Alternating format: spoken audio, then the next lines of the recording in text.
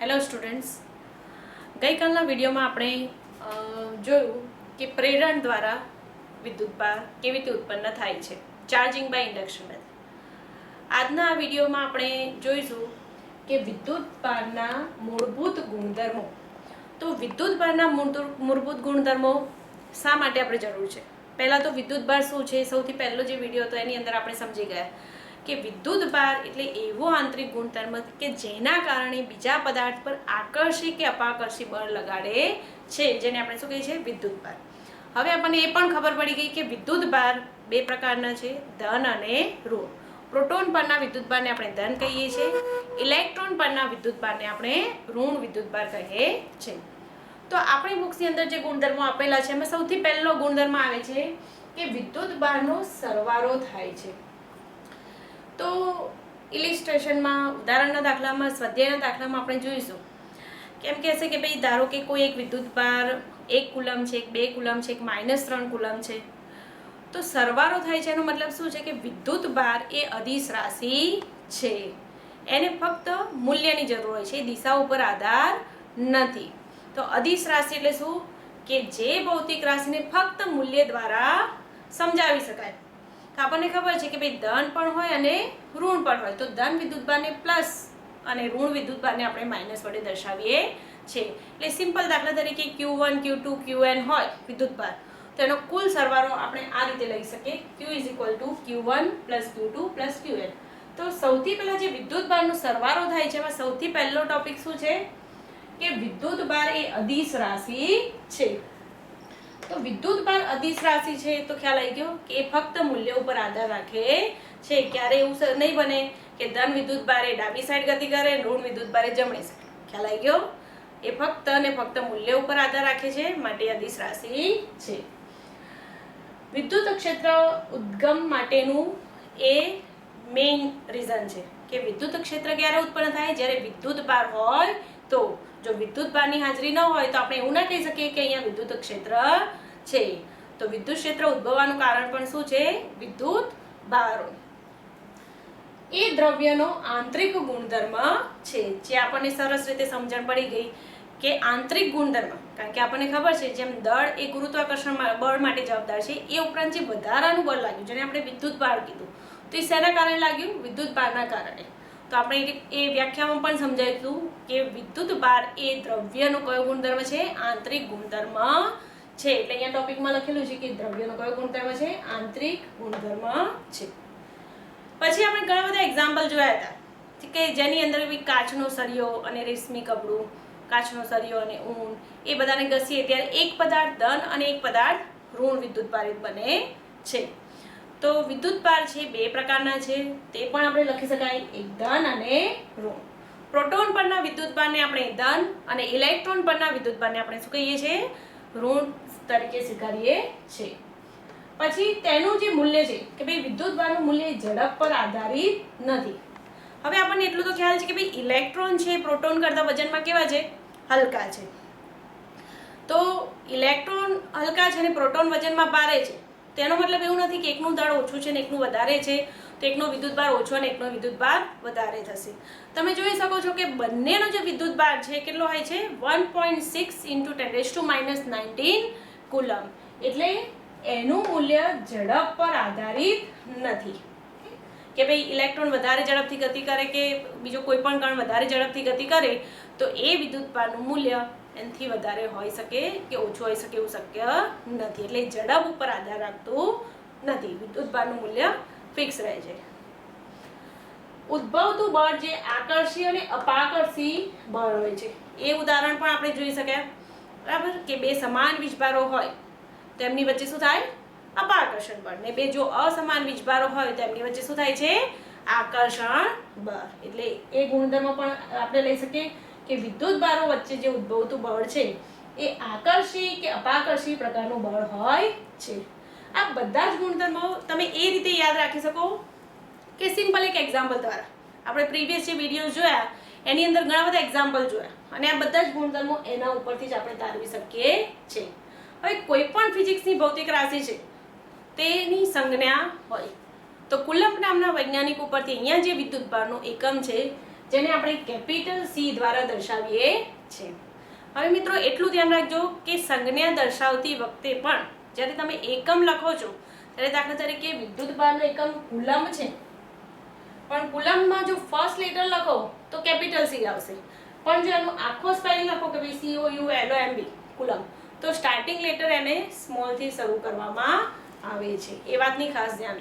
Okay, generally આપણે બધા જ એક્ઝામ્પલમાં ફક્ત કે ભાઈ બળ છે તો બળનો એકમ શું થાય?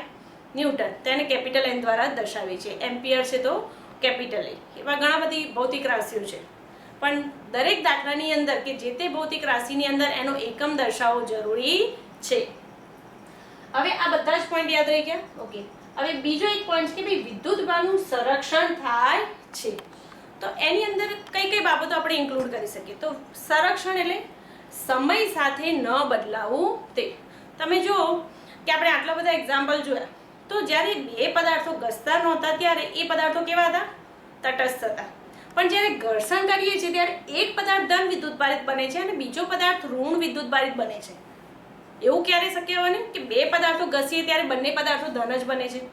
તે ધન વિદ્યુતભાર આવ્યો ક્યાંથી? એનો મતલબ કે જેટલો ધન વિદ્યુતભાર પ્રોડ્યુસ થાય એટલો જ કેટલો ઋણ વિદ્યુતભાર પ્રોડ્યુસ થાય છે. બંનેનો સરવાળો કરો એટલે ન્યુટ્રલ થઈ ગયું. એનો મતલબ કે તે ઉત્પન્ન કરી શકાતું નથી કે નાશ થઈ શકતો નથી, સમય સાથે એનું સંરક્ષણ થાય છે, એટલે કે કુલ વિદ્યુતભાર કેવો રહે છે? અચળ રહે છે.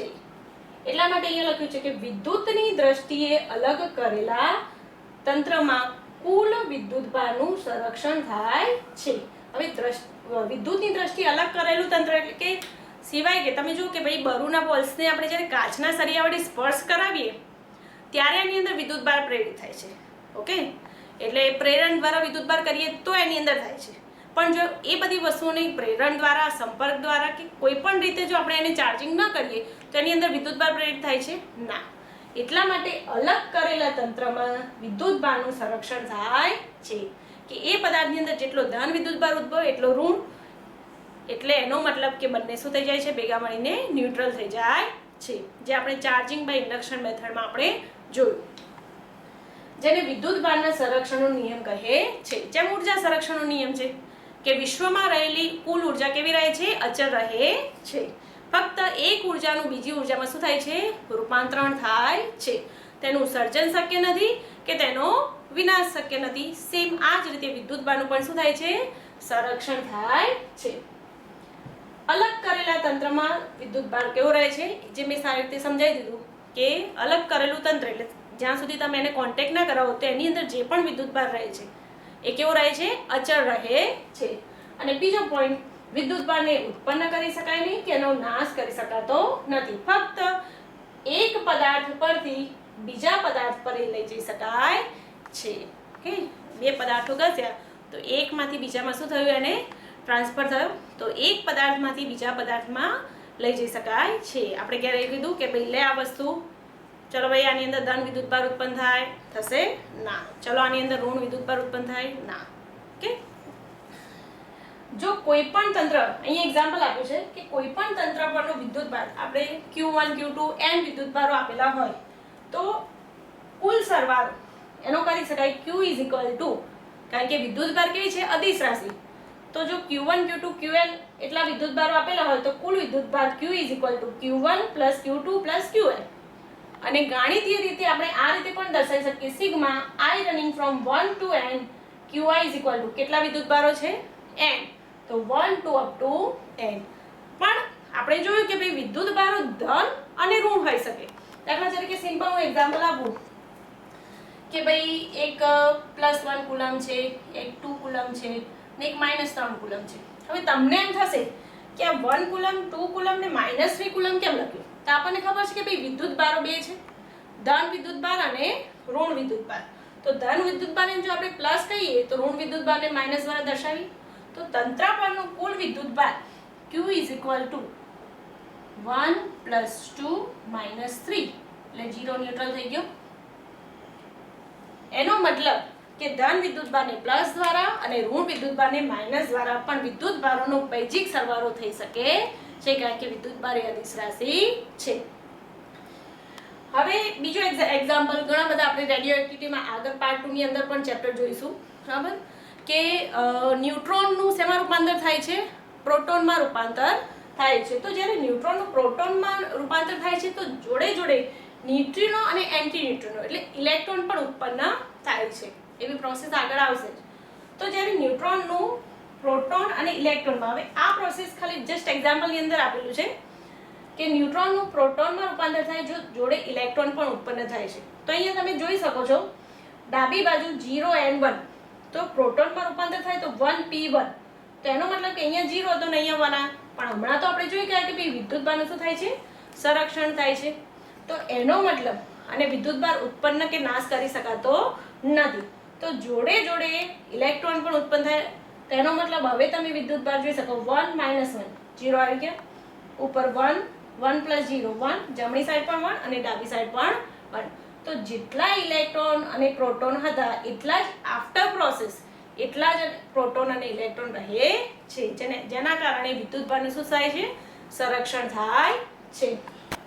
હવે આપણે વિદ્યુતભારનો જે છેલ્લો ગુણધર્મ છે જેને આપણે કહીએ છીએ કે વિદ્યુતભારનું ક્વોન્ટમીકરણ. તો આ ક્વોન્ટમીકરણ શું છે? તો જનરલી જો કે વિદ્યુતભાર જે છે એ હંમેશા પૂર્ણ ગુણાંકમાં હોય. ક્યારે એવું સાંભળ્યું કે કોઈ તત્વની અંદર કે કોઈ અણુ કે પરમાણુની અંદર અડધો ઇલેક્ટ્રોન છે? ના.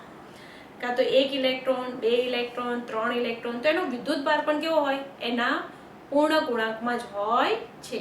સિમ્પલ એક્ઝામ્પલ આપી શકીએ કે કોઈ પણ સીડીનું પગથિયું ચડીએ છીએ, ઉપર ચડતા હોઈએ, આપણે કહીએ 1 પગથિયું, બીજું પગથિયું, ત્રીજું પગથિયું, અડધું પગથિયું કહીએ? ના. તો કુદરતમાં મળી આવતા બધા જ વિદ્યુતભારના મૂલ્યો હંમેશા કેવા હોય છે? પૂર્ણ ગુણાંકમાં જ હોય છે. અને એ હકીકત ત્યાં આપણે વિદ્યુતભારનું ક્વોન્ટમીકરણ તરીકે ઓળખીએ છે. તો એના ઉપરથી વિદ્યુતભારનું એક બીજું સૂત્ર પણ મળે, Q = N × E. તો આ N એ શું છે? તો પૂર્ણ ગુણાંક. સિમ્પલ એક્ઝામ્પલ આપીએ કે ભાઈ હાઇડ્રોજન છે તેની અંદર 1 ઇલેક્ટ્રોન છે તો એનું મૂલ્ય શું થશે? 1E.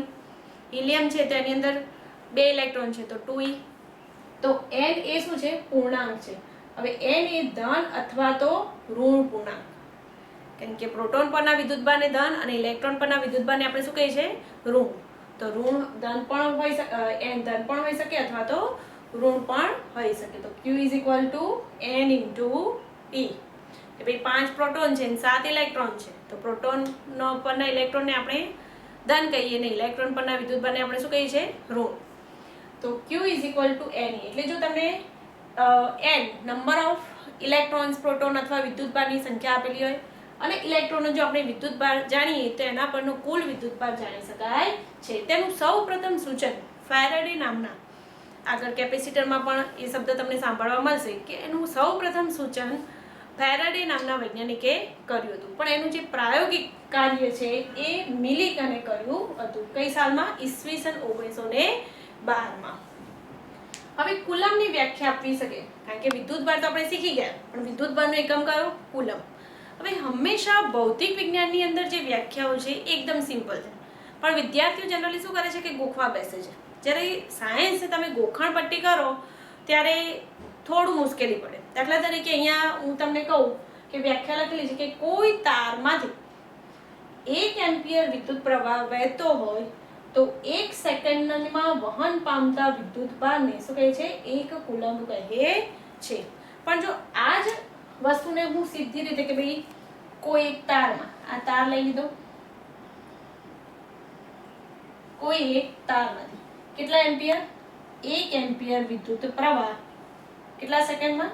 1 સેકન્ડમાં વહન પામતા. તો કોઈ તારમાંથી વહેતો પ્રવાહ 1 એમ્પિયર હોય તો 1 સેકન્ડમાં વહન પામતા જે વિદ્યુતભાર છે એને શું કહે છે? 1 કુલમ્બ કહે છે. તો Q = એમ્પિયર કોનો એકમ છે? પ્રવાહનો. એટલે આ લખાય. સેકન્ડ કોનો એકમ છે? સમયનો. તો આના ઉપરથી વિદ્યુતભારનું બીજું સૂત્ર પણ મળી શકે, Q = I × T. એટલે જો તમને પ્રવાહનું મૂલ્ય આપેલું હોય અને સમયનું મૂલ્ય આપેલું હોય તો પણ વિદ્યુતભાર મેળવી શકો છો.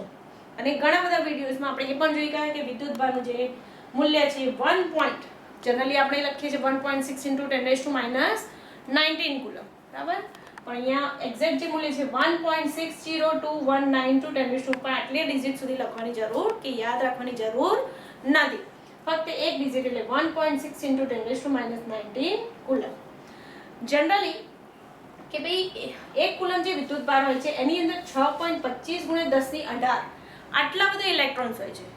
પણ વ્યવહારની અંદર અથવા જનરલી વિદ્યુત ને લગતા જે પણ પ્રયોગો, જે પણ ઉદાહરણ જ્યાં પણ હોય ત્યાં એ વિદ્યુત ભાર છે કે ભાઈ એક કુલમની અંદર જો 6.25 × 1018 તો જે પણ વિદ્યુત ભાર છે હંમેશા milli coulomb, micro coulomb, nano coulomb, ઘણા બધા એક્ઝામ્પલમાં તમે જોશો કે ક્યારે એ કુલમમાં નહીં હોય, કારણ કે એક કુલમની અંદર તો 6.25 × 1018 ઘાત ઇલેક્ટ્રોન્સ હોય છે. તો જનરલી 1 મિલી કુલમ બરાબર, હવે આપણને આ કન્વર્ઝન આવડવું જોઈએ. ધોરણ 11માં પણ આવે છે, 9-10ના ગણિત વિજ્ઞાનમાં પણ આવે છે. આ એટલા માટે ઇમ્પોર્ટન્ટ છે કે જો દાખલાની અંદર તમને મિલી કુલમ, માઇક્રો કુલમ, નેનો કુલમની અંદર જો આપેલું હશે અને તમે કુલમમાં કન્વર્ટ નહીં કરો તો એનો આન્સર ખોટો આવશે. અને હંમેશા યાદ રાખવું, હંમેશા નાના એકમમાંથી જ્યારે મોટા એકમની અંદર જાઓ ત્યારે 10ની ઉપર શું આવે? માઇનસ ઘાત આવે. અને મોટા એકમમાંથી નાના એકમમાં કન્વર્ટ કરો ત્યારે ઉપર શું આવે? પ્લસ ઘાત.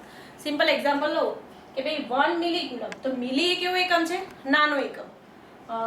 માઇક્રો છે કેવો છે? નાનો એકમ. નેનો પણ કેવો છે? નાનો. તો 1 મિલી કુલમ બરાબર 10⁻³ કુલમ. એટલે દાખલા તરીકે કોઈ એક્ઝામ્પલમાં આપેલું છે કે ભાઈ કોઈ વિદ્યુત ભારનું મૂલ્ય Q બરાબર 3 મિલી કુલમ છે, તો આપણે મિલી કુલમ નથી લેવાનું પણ એને કુલમમાં કરે 3 × 10⁻³ કુલમ છે. ખ્યાલ આવી ગયો મિત્રો? તો એવી જ રીતે માઇક્રો કુલમ, તો 1 માઇક્રો કુલમ બરાબર 10⁻6 કુલમ અને 1 નેનો કુલમ બરાબર 10⁻9 કુલમ. તો બધા જ મિલી, માઇક્રો, નેનો એ કેવા છે? નાના એકમો, અને કુલમ એ કેવા છે? મોટો. તો મિલી કુલમમાંથી કુલમમાં, માઇક્રોમાંથી કુલમમાં, એમાં ગયા તો ઉપર જો 10⁻⁻ આવી. દાખલા તરીકે 1 ગ્રામ બરાબર કેટલા થાય? 10⁻³ kg. પણ 1 કિલોગ્રામ બરાબર ગ્રામ કેટલા થાય? 10⁻³ તો એની અંદર એ સિમ્પલ એક્ઝામ્પલમાં તમે જોઈ શકો. એવી જ રીતે મિલીમીટર અને સેન્ટીમીટર, જો મિલીમીટરમાંથી સેન્ટીમીટરમાં જશો તો ઉપર 10⁻2 ઘાત થાય, પણ સેન્ટીમીટરમાંથી મીટરમાં જશો, ઓકે, એટલે નાના એકમમાંથી મોટા એકમમાં જાઓ ત્યારે 10⁻⁻ ઘાત આવે, અને મોટા એકમમાંથી નાના એકમમાં જાઓ ત્યારે 10+ ઘાત આવે. આ કન્વર્ઝન ખાસ યાદ રાખજો, અને એનું ટેબલ પણ હું તૈયાર કરીને મૂકીશ જેથી કરીને તમને દાખલાની અંદર ખ્યાલ આવે કે ભાઈ આ એકમમાંથી આ એકમમાં રૂપાંતર કરીએ ત્યારે ઉપર 10ની કેટલી ઘાત આવે. ક્લિયર? તો આ હતા વિદ્યુત ભારના ગુણધર્મો. ફરી એક વખત રિવાઇઝ કરી દઈએ કે વિદ્યુત ભારનો શું થાય છે? સરવાળો થાય છે. એટલે સિમ્પલ કે અલગ અલગ વિદ્યુત ભાર આપેલા હોય તેનો કુલ વિદ્યુત ભાર શોધવો હોય તો બધા જ વિદ્યુત ભારોનો સરવાળો કરી શકીએ છે. વિદ્યુત ભાર એ અદિશ રાશિ છે. વિદ્યુત ભાર વિદ્યુત ક્ષેત્ર ઉત્પન્ન કરવા માટેનું એ ઉદ્ગમ છે. એ જે તે દ્રવ્યનો આંતરિક ગુણધર્મ છે. વિદ્યુત ભાર ધન અને ઋણ હોઈ શકે. તેનું મૂલ્ય ઝડપ ઉપર આધારિત નથી. અને એનો એસઆઈ એકમ શું છે? કુલમ છે, જેની સંજ્ઞા કેપિટલ C દ્વારા દર્શાવવામાં આવે છે.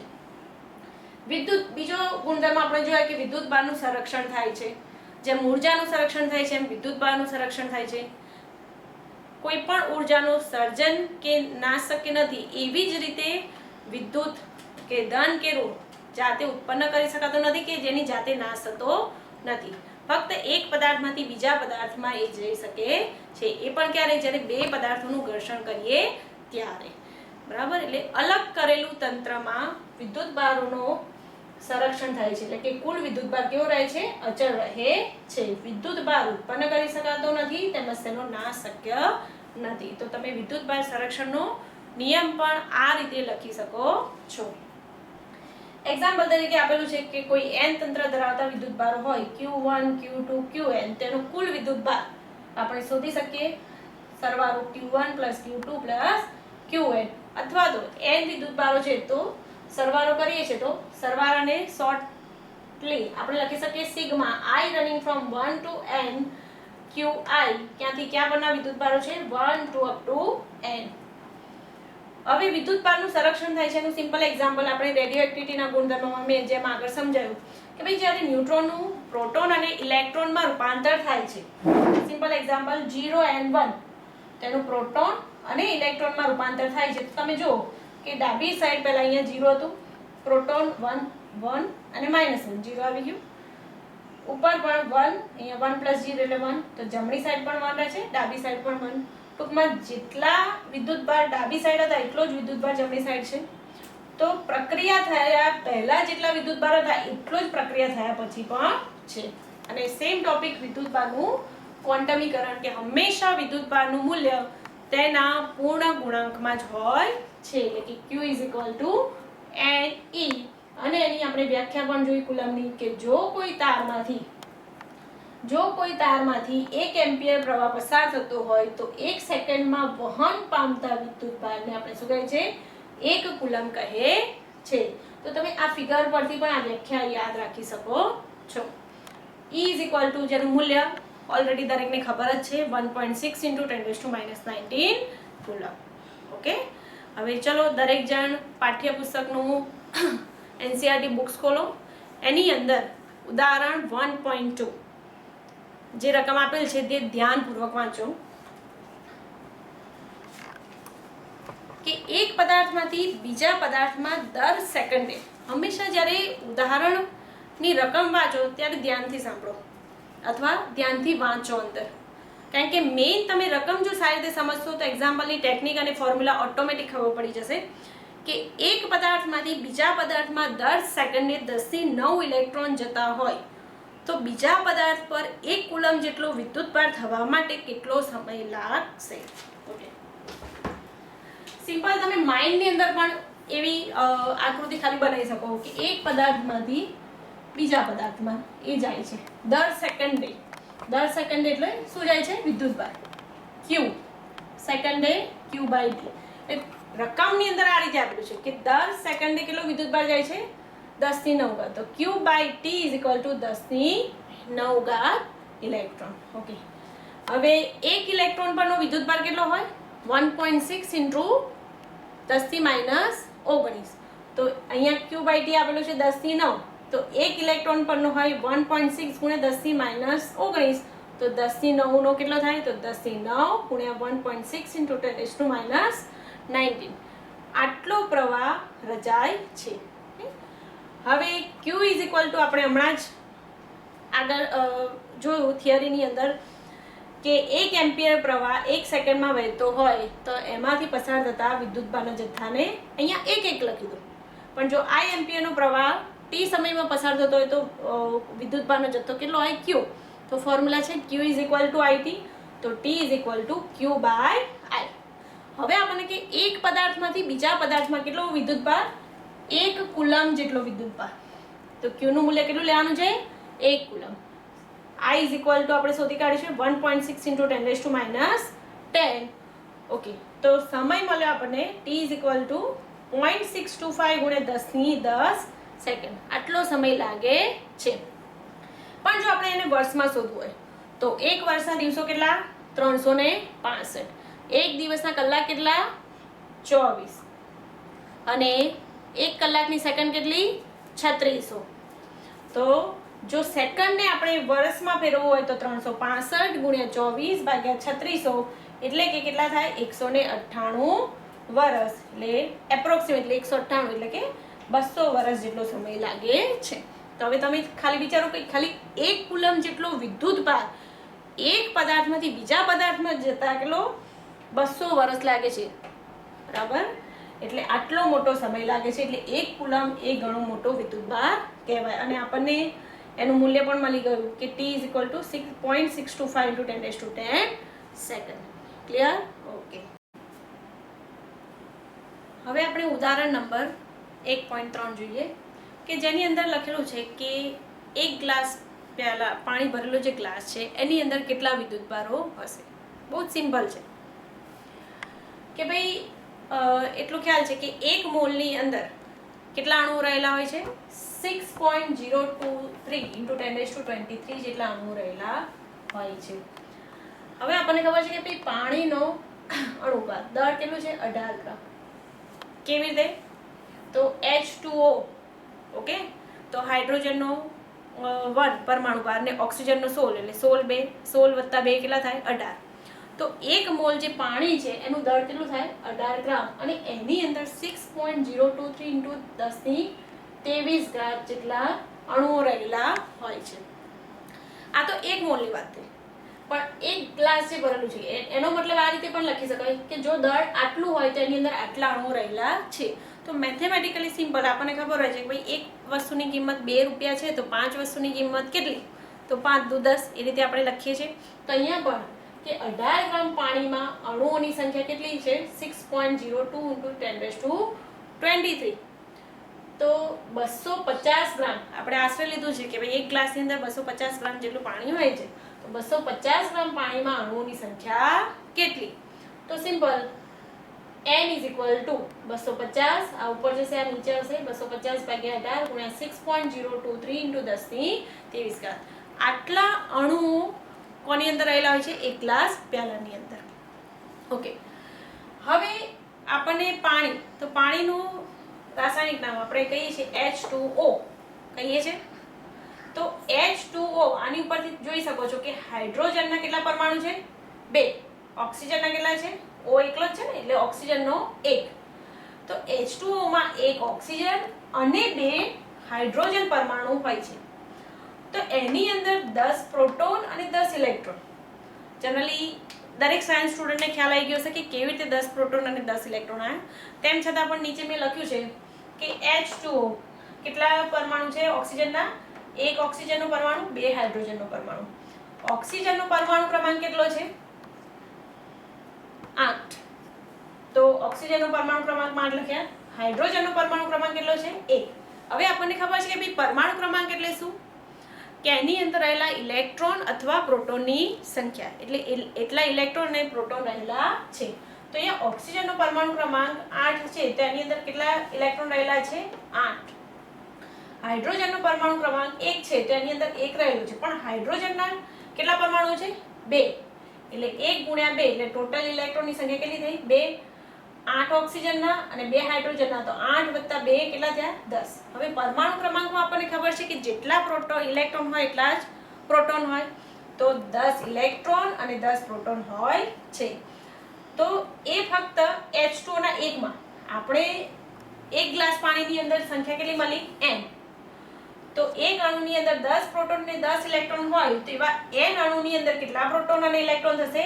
10n પ્રોટોન અને 10n ઇલેક્ટ્રોન હોય છે. હવે આપણને 1 ઇલેક્ટ્રોન પરનો વિદ્યુતભાર ખબર છે કેટલો? 1.6 × 10⁻⁻⁹ કુલમ. તો આપણને સંખ્યા મળી ગઈ કેટલી? 10n. તો કુલ વિદ્યુતભાર Q બરાબર 1 ઇલેક્ટ્રોનનો સ્મોલ e તેવા 10n ઇલેક્ટ્રોનનો કેટલો થાય? 10n × e. તો 10n નું મૂલ્ય આપણે ઉપર મેળવ્યું હતું. કેટલું મળ્યું હતું? 83.611 × 10⁻23. 1. નું મૂલ્ય તો દરેક જણ જાણીએ છીએ આપણે, 1.6 × 10⁻⁻⁹ કુલમ. હવે હંમેશા જ્યારે સાદરૂપ, એકદમ સિમ્પલ છે, પણ જ્યારે હંમેશા સાદરૂપ આપે ત્યારે કેવી રીતે આપવાનું? કે જે 10 થી ઘાત વાળા પદ છે એનું સાદરૂપ આપી દો કે ભાઈ 10 ની 23 ને 10 ની -19 પ્લસ 23 માંથી -19 જાય તો કેટલા રહે? અને પછી આ ગુણાકાર કરો. હંમેશા 2 ડિજિટ સુધી તમે આન્સર લખી શકો છો. તો 133.776 × 10⁵ હજુ પણ આ 2 પોઈન્ટ આગળ ખસેડીએ. ઓકે, તો ઉપર 10 ની 2 ઘાત આવશે, અહીંયા 10 ની 5 છે એટલે 10 ની 7 થઈ. તો એપ્રોક્સિમેટલી મૂલ્ય મળ્યું 1.34, કારણ કે અહીંયા 7 છે એટલે 3 ના ક્યાંક શું કરી દીધું? 4. 1.34 × 10⁻⁷ કુલમ. એટલે એક ગ્લાસ પાણીની અંદર આટલો વિદ્યુતભાર હશે. હવે નીચે પાછું એ પણ લખ્યું છે પ્લસ ઓર માઇનસ. તો વિદ્યાર્થી મિત્રો એ ખ્યાલ આવે કે કેમ અહીંયા પ્લસ અને માઇનસ લખ્યું છે? આપણે આટલી બધી થિયરી શીખી ગયા તો એટલો તો ખ્યાલ આવ્યો હશે કે અહીંયા દાખલામાં પણ જોયું કે 10n પ્રોટોન ને 10n ઇલેક્ટ્રોન. તો ઇલેક્ટ્રોનના વિદ્યુતભારને આપણે શું કહીએ છીએ? ઋણ, અને પ્રોટોન પરના વિદ્યુતભારને ધન. એટલા માટે અહીંયા નીચે શું લખ્યું છે? Plus and minus. એટલો ધન વિદ્યુતભાર પણ હશે અને એટલો ઋણ વિદ્યુતભાર પણ હશે. ખ્યાલ આવી ગયો? હવે આના પછીના ટોપિક અને ઉદાહરણ આપણે હવે નેક્સ્ટ લેક્ચરમાં જોઈશું. Thank you.